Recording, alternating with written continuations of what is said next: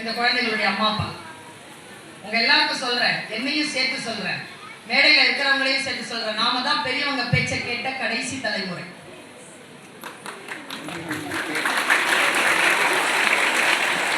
இவங்க பேச்செல்லாம் கேட்க தொடங்கி இருக்கிற முதல் தலைமுறை. நான் எங்க அம்மா வந்து ஒரு சுருதி பெட்டி வச்சிருக்கோங்க.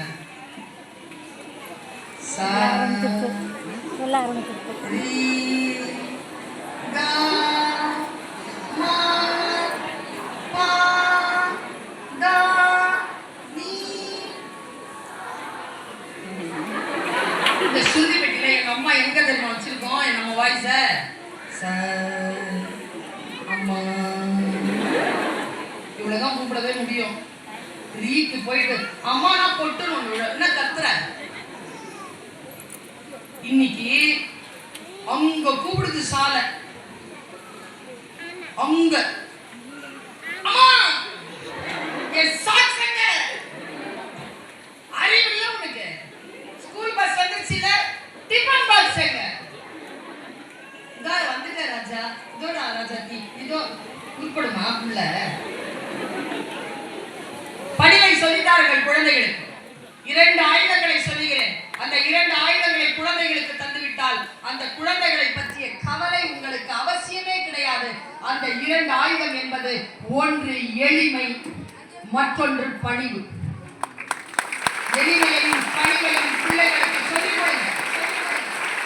பல நேரங்களில் நாம் செய்யக்கூடிய மிகப்பெரிய பிழை, பிள்ளைகளுக்கு எளிமையான வாழ்க்கையை அறிமுகம் செய்வதில்லை, பிள்ளைகளுக்கு பணிவை சொல்லித் தருவதில்லை. பெற்றோர்கள் உங்களுக்கு சொல்ற இந்த குழந்தைகள் மேல நான் என்ன பரிசு வாங்குறோனோ தெரியாமலேயே வந்து அந்த போட்டோவுக்கு போஸ்ட் கொடுத்துட்டு போகுதுங்கல்ல இந்த குழந்தைங்க. இங்க உட்கார்ந்து இருக்கிறீங்களே குழந்தைங்க, இந்த குழந்தைகளுக்கு பெற்றோர்களாகிய நாம் தரக்கூடிய 3 பரிசுகளை சொல்கிறேன். முடிந்தால் அந்த 3 பரிசுகளை குழந்தைகளுக்கு தாங்க. முதல் பரிசு, அம்மாவும் அப்பாவும் சேர்ந்தே இருப்பது. அவர்கள் 2 பேரும் சண்டை போட்டுக் கொள்ளாமல் இருப்பது. அதை விட பெரிய பரிசை பிள்ளைகளுக்கு நீங்கள் தந்துவிட முடியாது. 2வது பரிசு சொல்லவா? குழந்தைங்கெல்லாம் முகம் வாடிடும் நான் இதை சொன்னேன்னா. ஆனா அது நம்ம பொறுப்பு.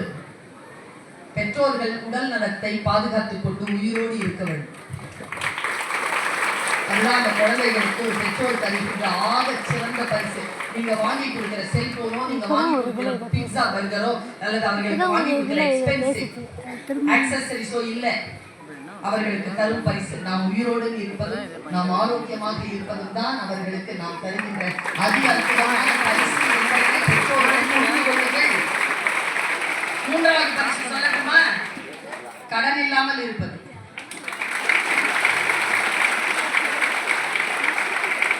வாழ்க்கையை 2 விஷயம் தாங்க, உடல் ஒழுக்கமும் பொருளாதார ஒழுக்கமும் தான் குடும்பம்.